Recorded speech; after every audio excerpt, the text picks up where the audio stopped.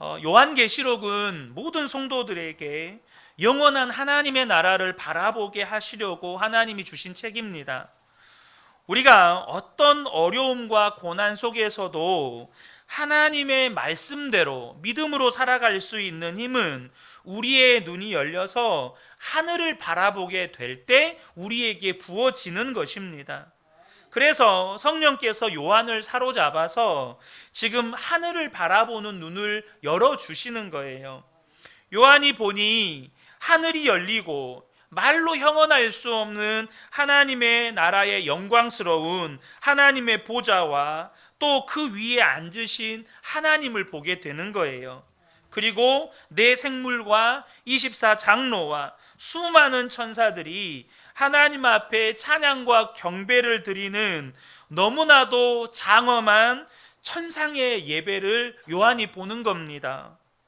그것을 보고 난 요한은 이제는 로마 제국과 또 유대교의 핍박, 이방 종교들의 위세, 음란과 방탕의 세상 풍조에 교회가 무너질까봐 그 두려운 마음을 여전히 가지고 있었겠습니까?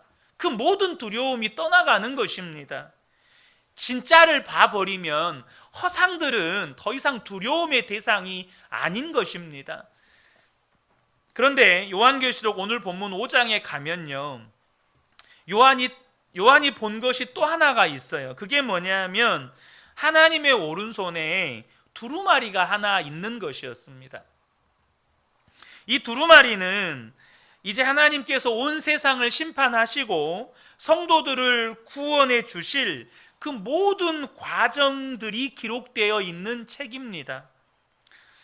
성령께서 요한에게 하늘을 보여주시고 보좌와 그 위에 앉으신 하나님과 수많은 천사들과 이 천상의 예배를 보여주신 다음에 이제 앞으로 일어나게 될 하나님의 심판과 성도들의 구원의 과정을 요한에게 보여주시려고 하는 거예요.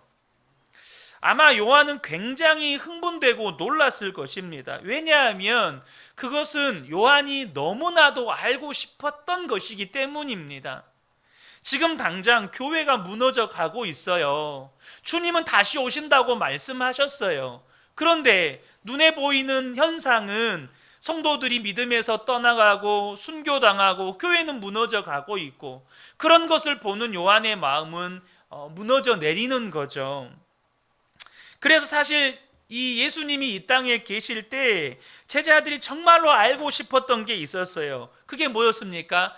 선생님, 하나님의 나라는 언제 임합니까? 이것이 제자들이 예수님께 늘 물어봤던 질문 가운데 하나였습니다. 그런데 그 비밀을 알 수 있는 순간이 오게 된 거예요. 그런데 안타깝게도 이 두루마리는 본문에 보니까 7인으로 봉인되어져서 누구도 펼쳐볼 사람이 없었습니다. 그 사실을 요한이 알고 슬퍼서 웁니다. 여러분, 그때 요한의 심정이 어땠을까요? 이 세상에서 성도들은 핍박을 당하고 수많은 성도들은 순교를 당하고 교회는 말할 수 없는 어려움에 처해 있습니다. 요한의 마음 안에는 하나님 언제까지 이래야 합니까? 우리가 언제까지 기다려야 합니까? 언제쯤이면 우리에게 진정한 자유를 주시고 하나님의 자녀들을 온전히 구원해 주시렵니까? 아마도 일제시대 때 이렇게 감옥에 투옥되어져서 하나님 나라를 꿈꾸었던 수많은 믿음의 선배들 또한 그런 마음이지 않았겠어요? 그런 마음이 이 요한 안에 간절했어요. 그런데 이제 그 비밀을 알 수 있는 순간이 왔는데 그 두루마리를 펼쳐서 하나님의 심판을 집행할 사람이 없다는 거예요. 얼마나 안타깝고 마음이 괴로웠겠어요. 그때 24장로 중에 한 사람이 요한에게 와서 울지 마라 라고 말하면서, 사람 중에는 이 봉인을 뗄 사람이 없지만 이 두루마리와 7인을 떼실 분이 있다, 그렇게 말을 해줘요. 그때 요한이 딱 눈을 들어 보니까 하나님의 보좌 앞에 어린 양이 있음을 봤다는 거예요. 그 어린 양을 보는 순간에 그분이 예수님이신 것을 요한은 금방 알아봤습니다. 왜냐하면 십자가에서 죽음 당하셨을 때 그때 가지셨던 고난의 흔적을 예수님이 그대로 가지셨기 때문이에요. 6절 말씀에요. 나는 어린 양이 하나 서 있는 것을 보았는데 그 어린 양은 죽임을 당한 것과 같았습니다 라고 말씀을 합니다. 여러분, 이스라엘 백성들은 이거는 그냥 기본 상식이에요. 무슨 말이냐? 어린 양 하면 이스라엘 백성들에게는 떠오르는 이미지가 있어요. 우리는 그저 귀엽고 연약한 존재, 그렇게 그냥 들에 뛰어다니면서 풀 뜯고 다니는 그런 어린 양으로 인식이 되지만 이스라엘 백성들에게 어린 양은 속죄 제물이라는 이미지가 강하게 박혀 있어요. 이스라엘 백성들이 출애굽을 할 때 하나님께서 10번째 재앙을 애굽에다가 내립니다. 그 10번째 재앙이 뭡니까? 장자의 죽음입니다. 그런데 하나님께서 이스라엘 백성들에게 양을 잡아서 그 피를 문 임방과 좌우 설주에다가 바르라고 하셨습니다. 그러면 그 집은 죽음의 천사가 지나가게 되죠. 그래서 이스라엘 백성들에게 구원이 임하는 거예요. 이뿐만 아니라 레위기 4장에 보면 하나님께서 이 이스라엘 백성들이 죄를 범하였을 때 하나님께 속죄의 제사를 드리는 방법을 가르쳐 주십니다. 그게 뭐죠? 죄를 지은 자가 어린 양 한 마리를 가지고 오면 그 어린 양의 머리에 손을 얹고 자기 죄를 그 어린 양에 다 전가시킵니다. 그러면 제사장이 와서 그 어린 양의 목을 갈라서 피를 쏟고 그 어린 양은 하나님 앞에 번제로 올려드립니다. 그러면 이 사람의 모든 죄가 사해진다는 거예요. 어린 양은 이스라엘 백성들에게 속죄 제물이라고 하는 이미지가 있어요. 그런데 예수님께서 우리를 위해 어린 양과 똑같이 하신 거예요. 우리 죄를 예수님이 대신 지시고 십자가에서 피 흘려 죽으셨습니다. 이것이 그대로 어린 양이신 거예요. 그래서 세례 요한이 예수님을 처음 봤을 때 성령의 감동으로 고백한 말이 있습니다. 요한복음 1장 29절에 보면 요한이 예수께서 자기에게 나아오심을 보고 이르되 보라, 세상 죄를 지고 가는 하나님의 어린 양이로다. 어린 양이 뭐라고요? 속죄 제물이라는 거예요. 그래서 예수님이 어린 양이라고 일컬어지는 것입니다. 사도 요한이 하나님의 보좌 앞에서 어린 양을 보았다는 건 뭘 본 것일까요? 바로 예수님을 본 거예요. 그런데 우리 안에 그런 질문이 있을 수 있죠. 왜 꼭 어린 양의 이미지여야 합니까? 예수님은 십자가에 죽으셨다가 다시 부활하시고 이제 영광의 몸을 입으시고 만왕의 왕이 되셨어요. 지금 예수님은 하나님 보좌 우편에 앉아 계세요. 그 예수님을 보는데 왜 굳이 어린 양으로 봐야 하냐는 거예요. 왜 예수님이 십자가에서 죽으셨던 어린 양의 이미지로 요한은 그것을 보게 되느냐는 거예요. 그것은 십자가 복음의 영원한 핵심이기 때문에 그래요. 예수님은 언제나 십자가에서 죽으신 예수님의 형상을 그대로 가지고 계세요. 무슨 말이냐? 예수님께서 죽으시고 난 다음에 부활하셨을 때에 처음에 제자들은 예수님을 알아보지 못했어요. 왜 그렇습니까? 돌아가셨을 때의 모습과는 너무나도 다르게 영광스러운 모습으로 나타나셨기 때문이에요. 그럼에도 불구하고요, 예수님께는 십자가의 흔적이 있었습니다. 그게 뭡니까? 손의 못자국과 옆구리의 창자국이었어요. 그래서 도마에게도 손의 못자국과 창자국을 만져보라고 하시죠. 여러분, 우리가 천국에 가서 혹은 예수님이 재림에 오실 때 우리는 영광스러운 예수님을 뵙게 될 겁니다. 그럼에도 불구하고 예수님께는 어린 양의 형상이 그대로 있으세요. 그게 무슨 말일까요? 예수님의 손에는 여전히 못자국이 있고 예수님의 배에는 여전히 창자국이 있다는 거예요.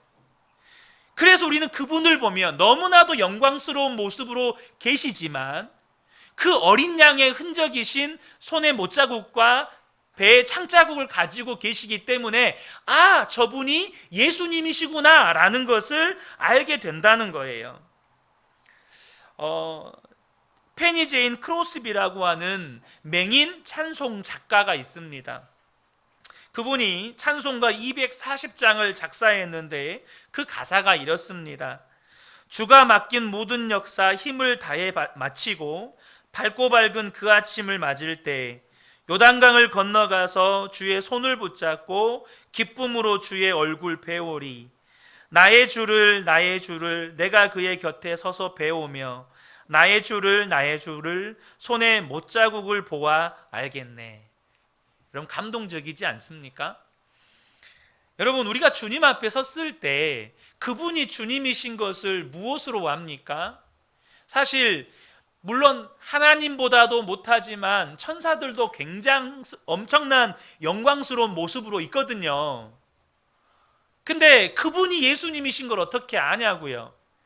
그분의 손에 여전히 못자국이 있고 그분의 옆구리에 여전히 창자국이 있다는 거예요. 여러분, 예수님은 지금도 우리에게 어린 양이세요. 7절 말씀을 보면 하나님께서 어린 양에게 이 두루마리를 넘겨주십니다. 그 말은 온 세상의 심판의 권세를 어린 양이신 예수님께 주셨다는 의미예요. 예수님께서 그 두루마리를 받으셨을 때 네 생물과 24장로가 예수님 앞에 엎드려 경배하는데 검은고와 향을 담은 금 대접을 가지고 예수님 앞에 엎드렸다고 기록이 되어 있습니다. 그런데 이 향이 성도들의 기도래요. 8절입니다. 그가 그 두루마리를 받아 들었을 때에 네 생물과 24장로가 각각 검은고와 향이 가득히 담긴 금 대접을 가지고 어린 양 앞에 엎드렸습니다. 그 향은 곧 성도들의 기도입니다. 여러분, 우리가 예수를 믿고 이 땅에 살아갈 때에 세상 사람들로부터 무시당하기도 하고 때때로 따돌림 당하기도 하고 핍박을 당하기도 합니다. 왜냐하면 진짜 예수를 믿는 사람들은 이 세상 사람들과 삶의 목적이 다르고 삶의 가치가 달라요. 우리 여자 성도 여러분, 혹시 여전히 샤넬백에 열광하고 계십니까? 그렇다면 아직 예수님을 제대로 못 만난 겁니다. 우리 남자 성도 여러분, 정말로 대형 차에 열광하고 계십니까? 막 수억 원 되는 슈퍼카에 열광하고 계시나요? 그럼 아직도 예수님을 제대로 알지 못하는 거예요. 우리가 세상 사람들이 열광하는 것에 열광하지 않고 세상 사람들이 비웃는 것에 목숨을 걸기 때문에 세상 사람들은 우리를 조롱하는 겁니다. 그런데요, 오늘 본문의 성도의 기도는 하나님 앞에 금 대접에 담겨질 정도로 존귀하게 여김을 받는다는 사실을 여러분들이 잊으시면 안 됩니다. 혹시 여러분 집에 보석함 있으신가요? 아마 대부분의 성도님들이 그런 게 어디 있습니까? 그러실 것 같은데, 여러분, 보석함에 담겨 있는 보석이 귀합니까? 그 보석을 담고 있는 보석함이 귀합니까? 모르세요? 여러분들은 다이아몬드로 담은 보석함에다가 금 보관합니까? 여러분, 보석함에 담겨 있는 보석이 훨씬 더 값진 거예요. 여러분, 금 대접에 담겨 있는 성도들의 기도는 하나님의 눈에 보기에 가장 값진 거예요. 우리들의 기도를 통해서 하나님은 나라와 민족의 운명을 바꾸기도 하시고 구원하시는 역사를 이루어 가시는 거예요. 예수를 믿지 않는 분들은 예수 믿는 사람들이 나라와 민족을 위해 기도한다고 하면 비웃습니다. 당장 우리 학생들 학교 가서 기도해 보세요. 밥 먹기 전에 기도하면 웃는 친구들이 있어요, 없어요? 밥 먹기 전에 기도 안 하는 친구들도 많죠. 밥 먹기 전에 왜 기도 안 하죠? 친구들이 비웃으니까. 저도 익히 경험했던 이야기입니다. 제가 중학교 때 예수님을 인격적으로 만난 후부터 식전 기도를 학교에서 시작을 했어요. 근데 친구들이 옆에서 목탁을 두드리더라고. 기도하면 나무아미 타부를 외쳐요. 그렇게 비웃어요. 근데 여러분 그거 아십니까? 여러분의 친구들이 비웃는 그 기도를 하나님은 가장 보배롭고 존귀하게 보신다는 거예요.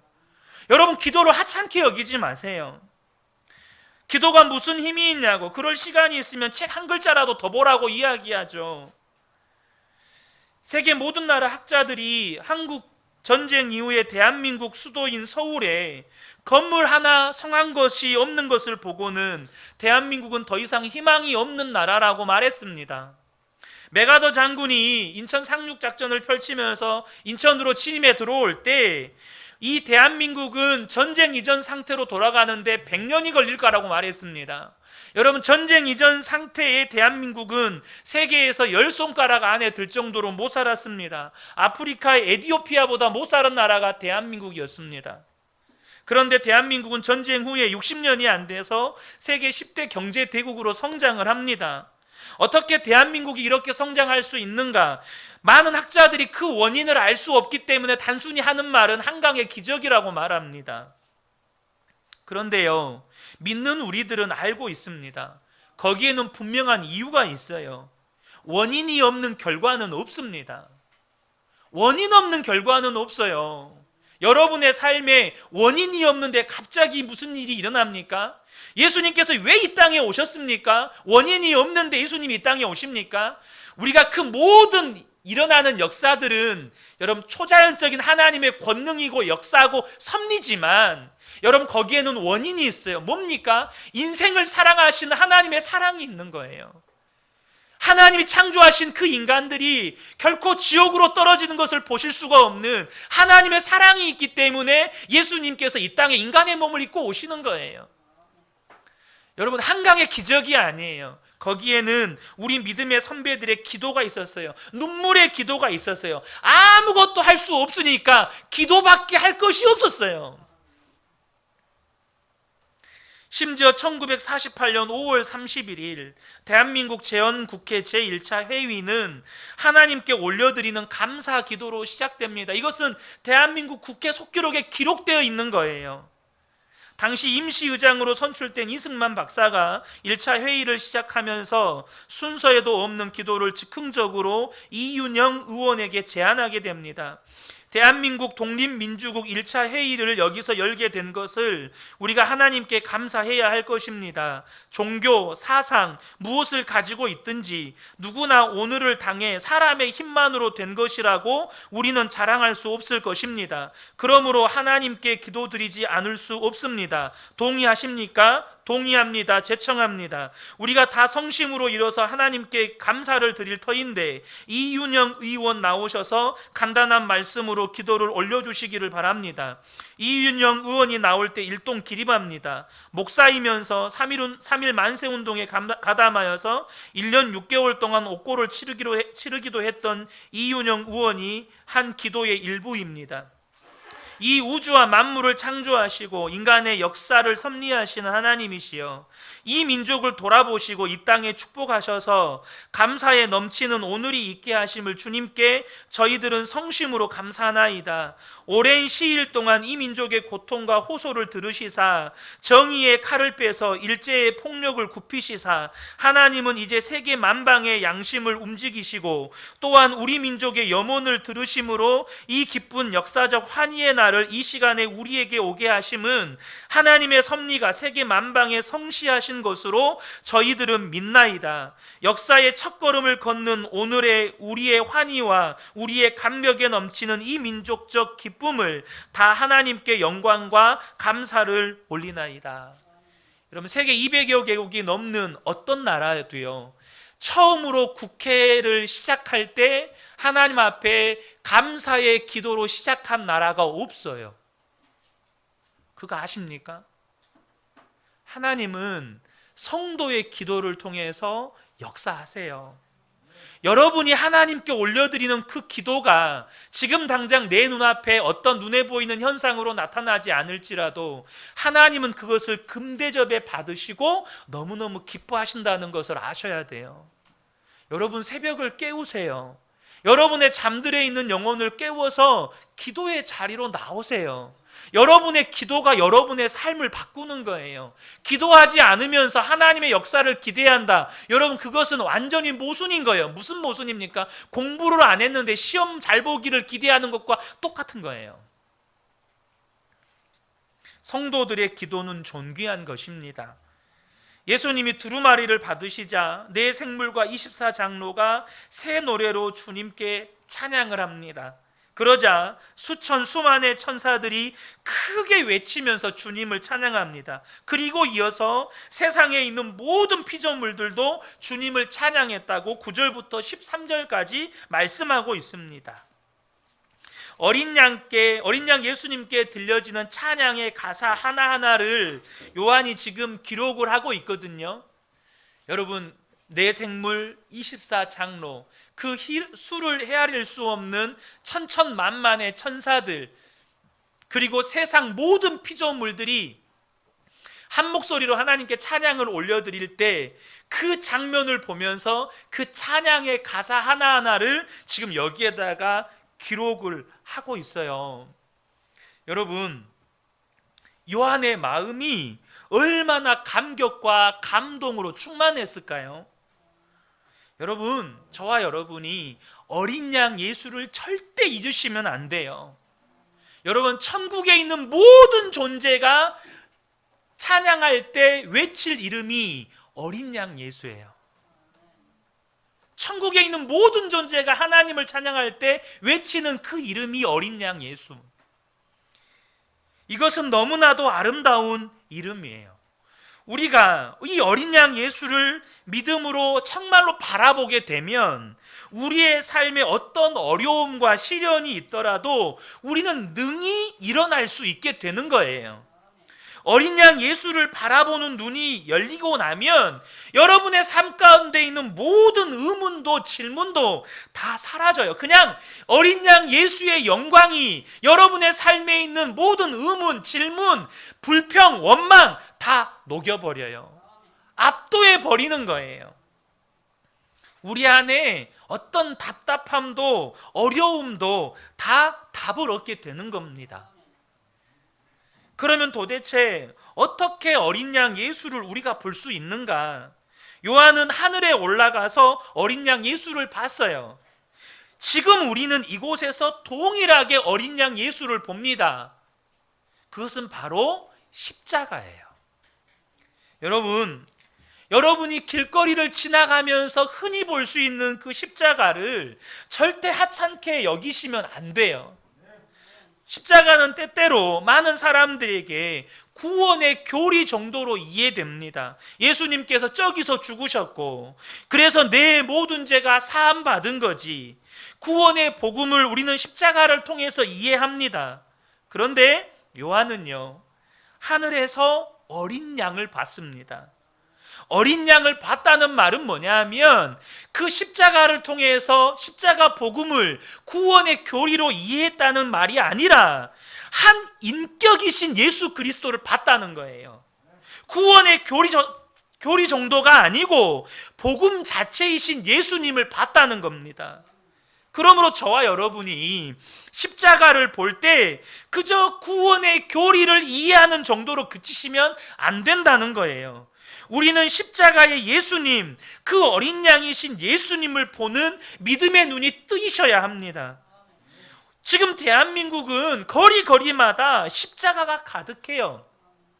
그것은 단순히 여기에 교회가 있다 이런 뜻으로만 받아들이시면 안 돼요. 여러분, 대한민국에 십자가가 가득한 것은 하나님께서 이 대한민국 모든 사람들에게 말씀하시는 거예요. 뭘 말씀하시는 겁니까? 하나님은 너를 사랑한다. 하나님은 너를 용서한다. 이 하나님의 외침인 거예요. 우리는 십자가를 통해서 우리를 위해 대신 십자가에서 죽으신 어린 양 되신 예수님을 만나는 거예요. 팀 켈러 목사님의 성탄 설교 모음집인 예수라는 책이 있습니다. 그 책 속에 팀 켈러 목사님이 처음 목회를 나갔을 때 버지니아주 아주 작은 마을에서 전도했던 어느 한 여인의 이야기가 기록이 되어 있습니다. 그 마을 사람들 수준에 잘 안 맞는 아주 가난하고 우울한 삶을 사는 여인이 있었는데, 그 여자는 아주 품행이 안 좋았고 또 한 아이를 데리고 홀로 살고 있었습니다. 사람들은 그 여인을 손가락질을 했어요. 바로 그 여인을 찾아가서 전도를 했습니다. 예수 그리스도를 전했고 그 여인은 기쁨으로 예수님을 영접을 했습니다. 그런데 일주일 뒤에 다시 찾아갔는데 그 여인이 울고 있는 거예요. 왜 우느냐고 그랬더니, 내가 언니에게 전화해서 예수님을 믿었다고 그랬더니 언니가 빈정거렸다는 거예요. 언니가 하는 말이 그게 무슨 소리냐, 너 그 목사가 하는 말이 평생 너처럼 미련하고 부도덕한 짓만 저지른 사람도 죽기 5분 전에 회개하고 예수 믿으면 구원 받는다는 말이냐, 정말 착하게 살지 않아도 천국에 간다는 말이냐, 절대 나는 못 믿는다, 너 정신 똑바로 차려라, 너도 그거 절대 믿으면 안 된다, 그랬다는 거예요. 여러분, 이 말에 동의하십니까? 언니의 그 말에 너무나도 낙심이 돼버려서, 그렇지, 나같이 부도덕한 여자가 어떻게 하나님의 딸이 되고 구원받을 수 있어? 그 언니는 아무 자격도 없는 사람, 죄밖에 지은 것이 없는 사람을 하나님이 사랑하시고 그에게 구원을 열어주셨다는 이 복음을 도무지 신뢰할 수 없고, 그건 너무 위험하고 어리석은 것이라고 생각을 한 거예요. 팀 켈러 목사님은 낙심해서 울고 있는 그 여인에게 성경을 펼쳐서 읽어주었습니다. 성경을 읽어보니까 목사님이 전해준 복음이 맞는 거예요. 자기는 도무지 믿을 수가 없는, 언니도 정말 믿지 못하는, 주님이 정말로 나처럼 지극히 작고 연약하고 죄 많은 그런 자를 구원하시려고 이 땅에 오신 주님이시라는 것을 말씀에서 분명하게 확인한 거예요. 그래서 다시 이 여인이 구원의 기쁨을 회복했다는 것입니다. 사랑하는 성도 여러분, 예수님의 십자가, 이 어린 양 되신 예수님은 우리를 향하신 하나님의 무조건적인 용서의 선언입니다. 무조건적인 하나님의 사랑의 선언이에요. 우리를 향한 하나님의 사랑의 확증입니다. 절대 부정할 수 없고 절대 끊어버릴 수 없고 절대 포기될 수 없는 하나님의 사랑의 확증, 그것이 십자가에 달리신 어린 양 예수예요. 여러분, 우리는요 전에 갈 곳이 없었어요. 무슨 말이냐, 실패했을 때, 낙심했을 때, 너무 슬플 때 갈 곳이 없었어요. 혹시 지금도 그런 심정이신 분 계십니까? 갈 곳이 없다. 그런데 여러분 꼭 기억하셔야 돼요. 예수 믿는 사람은요 갈 곳이 있어요. 그게 어딜까요? 십자가 아래예요. 예수 믿는 사람은 어떤 처지와 형편을 만나도 돌아갈 곳이 있어요. 그게 바로 예수님이 어린 양으로 달리신 십자가라는 거예요. 내가 너무 슬플 때, 너무 좌절했을 때, 사람들이 나를 손가락질할 때, 그때도 우리는 어린 양 대신 예수님께 갈 수 있어요. 그리고 또 가야 돼요. 왜냐하면 예수님만이 다시 일으키실 수 있기 때문이에요. 제가 고등학교 때 참 여러 가지 이제 힘든 일들이 집안에 겹치니까 마음이 한 번은 무너지는 일을 겪었어요. 이제 아버지 돌아가시고 또 뭐 그 전에 남동생 이렇게 먼저 하나님 불러가시고 힘들게 이제 어머니가 겨우겨우 공장 다니면서 일을 하시는데 계속해서 집안에 경제적인 어려움은 닥치고, 그러다가 누님은 약을 먹고 자살을 선택을 하고, 그런 일들이 반복되면서 이제 겨우 병원에서 살려놓은 누님이 돌아와서 이제 가정에서 생활하는데 끊임없이 집안에서 불화가 일어나는 거예요. 뭐 하루도 이렇게 바람 잘 날이 없다고 표현을 해야 되나? 그냥 누님과 어머니의 그 다툼, 갈등을 계속해서 보는데 어느 날은 마음이 주체할 수 없이 그냥 무너지더라고요. 그날이 주일이었습니다. 그래서 주일날 어디 가겠어요? 어머니는 너무 마음이 상심이 돼서 그날 교회를 안 나오셨어요. 저 혼자 교회를 갔죠. 예배 시작할 때부터 예배가 끝나고 다들 밥 먹는데 그냥 예배당에 앉아서 계속 울었어요. 너무 우니까 어떤 그 청년 형이 저한테 와서 막 야단을 치는 거예요. 너만 힘드냐? 너보다 힘든 사람 더 많아. 힘든 척 하지 마. 그 말이 얼마나 마음에 비수가 돼서 꽂히는지. 나보다 힘든 사람이 있어? 근데 여러분, 때로는 믿는 성도조차도 그럴 만한 이유가 있었겠죠. 그분이 그 상황을 받아들이지 못하고 또 그런 울고 있는 동생을 품어주지 못하는 그런 마음에 여유가 없는 어떤 상황이 있었겠죠. 그분을 탓하려고 하는 게 아니고 제가 말씀드리려고 하는 건 제가 어디에 있었나요? 주님 앞에 있었습니다. 주님 앞에 가서 울고 나면 때로는 말로 다 표현이 안 되죠.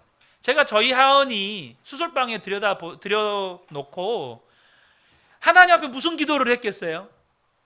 여러분, 그 상황이 되면 기도가 안 나와요. 하나님 살려주세요, 도와주세요, 이런 말 외에는 기도가 잘 안 나옵니다. 뭐 하는 거예요? 하나님 앞에 가서 그냥 우는 거예요. 그냥 십자가 앞에 가서 그냥 머물러 있는 거예요. 여러분, 우리는 갈 곳이 있어요. 어떤 처지와 형편에 있어도 우리는 돌아갈 곳이 있어요. 그게 바로 십자가예요. 이게 얼마나 큰 은혜입니까? 이게 얼마나 큰 축복이에요. 어떤 음식에 특별히 맛이 있다면 그것은 그 요리사만의 특별한 레시피가 있어요. 그죠? 근데 예수를 믿는 것도 똑같습니다. 어떤 사람에게는 왜 저렇게 은혜가 충만하지? 왜 저 사람은 저렇게 사랑이 많지? 왜 저 사람은 저런 형편에서 저렇게 기뻐하지? 왜 저렇게 감사하지? 왜 저것을 저렇게 쉽게 뛰어넘어가지? 왜 그럴까요? 믿음이 다른 거예요. 그분에게는 남다른 비밀스러운 믿음이 있어요. 그 비밀이 뭘까요? 이건 공공연한 비밀이에요. 다 아는 비밀이에요. 뭐죠? 어린 양 대신 예수님을 바라보는 믿음의 눈이 뜨인 거예요. 나와 함께 계시는 예수님을 바라보는 분명한 믿음을 갖게 된 거예요.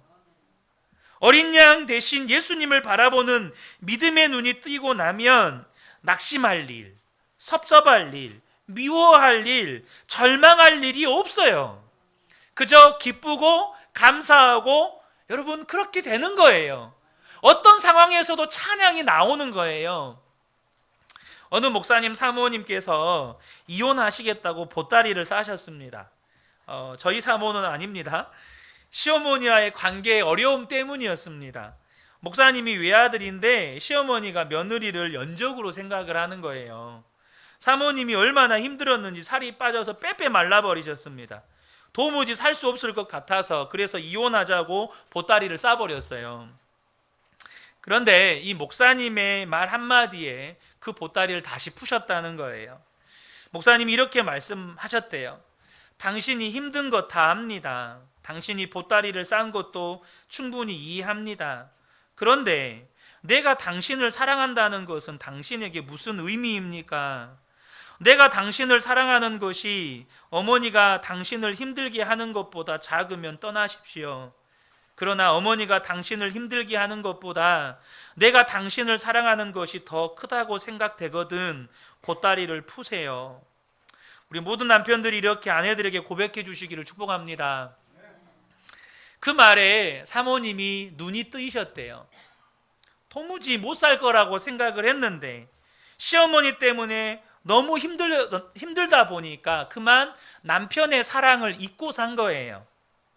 남편의 말을 통해서 남편의 사랑을 기억하고, 그러니까 그렇게 살 수 없을 것 같았던 어려움이 너무 작아 보이기 시작하는 거예요. 더 큰 사랑을 깨닫고 나면 어려움이 작아 보입니다. 여러분, 근데요, 우리는 더 큰 사랑 정도가 아니고 가장 큰 사랑을 받은 사람들입니다. 여러분, 이걸 잊어버리시면 안 돼요. 우리는 가장 큰 사랑을 받았어요. 예수님께서 지옥에 갈 수밖에 없는 나를 대신해서 십자가에서 죽어주신 가장 큰 사랑을 받았어요. 착한 사람, 친한 사람, 가족, 친구를 위해서 죽어주는 사람들은 간혹 있지만 지옥 갈 죄인을 위해서, 원수 같은 자들을 위해서 대신 죽어주는 사람은 없어요. 주님께서 그렇게 사랑하셨다는 것을 듣는 것만으로도 감동이지만 나를 위해서 죽으신 그 주님을 바라보는 믿음의 눈이 뜨이면 우리의 삶은 180도 달라지는 것입니다. 여러분, 여러분의 삶이 달라진 게 없다면 이유가 뭘까요? 이유는 하나예요. 어린 양이신 예수님을 내가 지금 바라보지를 못하는 거예요. 주님의 그 큰 사랑이, 가장 큰 주님의 사랑이 아직 내 삶의 실제가 안 된 거예요. 그 믿음이 우리에게 있으면 더 이상 우리의 삶에는 문제될 것이 없게 되는 것입니다. 요한은 하늘에서 어린 양을 보았습니다. 우리는 지금 이곳에서 십자가를 봅니다. 십자가가 어린 양 예수님이세요. 그것은 다 성령의 역사로 보는 것입니다. 우리가 성령으로 말미암아 십자가와 그 위에 달리신 예수님을 볼 때마다 우리에게 하늘이 멀지 않았구나, 이것을 명심하셔야 합니다. 하늘은 절대 우리에게서 멀리 있지 않아요. 이번에 목사님들이 노예 시찰 체육대회 하면서 식사를 하면서 또 목사님들의 관심이 이렇게 막 세계 막 정세나 이런 데 관심이 많다 보니까 막 이게 우크라이나 전쟁 이야기 여러 가지 막 이야기를 했어요. 그러다가 제가 한마디 했습니다. 곧 주님 오시겠어요. 저는 농담식으로 말하는 게 아니고요, 정말로 주님이 곧 오실 것 같습니다. 정말로 주님이 곧 오실 것 같아요. 여러분, 십자가를 바라보면 하나님 나라가 멀지 않아요. 이 말은 주님이 곧 오실 것 같다는 말을 이단이 말하는 주님이 언제 오신다, 곧 오셔서 미혹한다, 이런 말이 아닙니다. 여러분 어떠세요?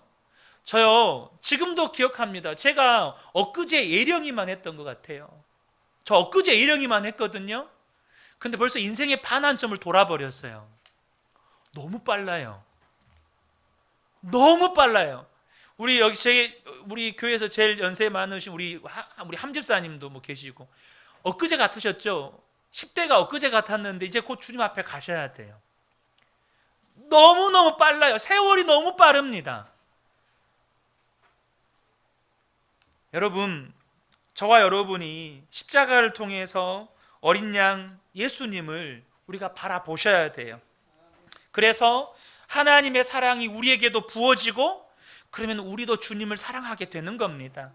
참 이해가 안 돼요. 여러분, 이곳에서 혹시 예수님 보신 분 계십니까? 아무도 보지 못했어요. 지금도 보지 못해요.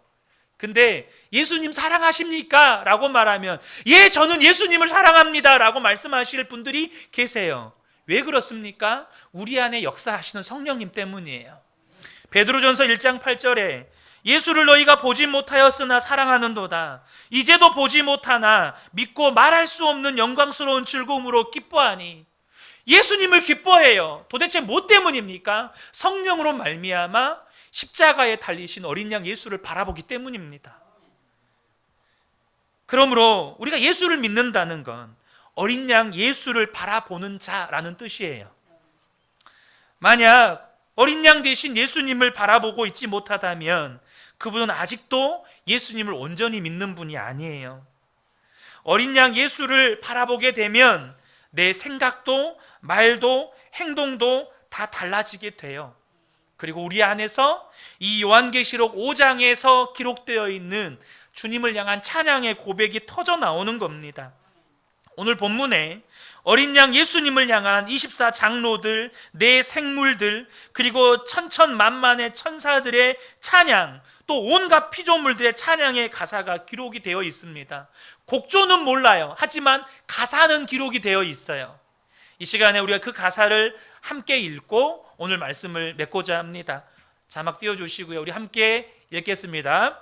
주님께서는 그 두루마리를 받으시고 봉인을 떼실 자격이 있습니다. 주님은 죽임을 당하시고 주님의 피로 모든 종족과 언어와 백성과 민족 가운데서 사람들을 사서 하나님께 드리셨습니다. 주님께서 그들을 우리 하나님 앞에서 나라가 되게 하시고 제사장으로 삼으셨습니다. 그래서 그들은 땅을 다스릴 것입니다. 죽임을 당하신 어린 양은 권세와 부와 지혜와 힘과 존귀와 영광과 찬양을 받으시기에 합당하십니다. 13절입니다. 보좌에 앉으신 분과 어린 양께서는 찬양과 존귀와 영광과 권능을 영원 무궁하도록 받으십시오. 이렇게 고백하니까 내 생물이 아멘 하고 외치고 24장로는 하나님 앞에 엎드려 경배합니다. 사랑하는 성도 여러분, 어린 양 되신 예수님을 바라보십시오. 우리의 모든 예배가 하나님 나라에서 올려지는 그런 영원한 하나님 나라의 예배 되시기를 예수님의 이름으로 축복합니다. 아멘.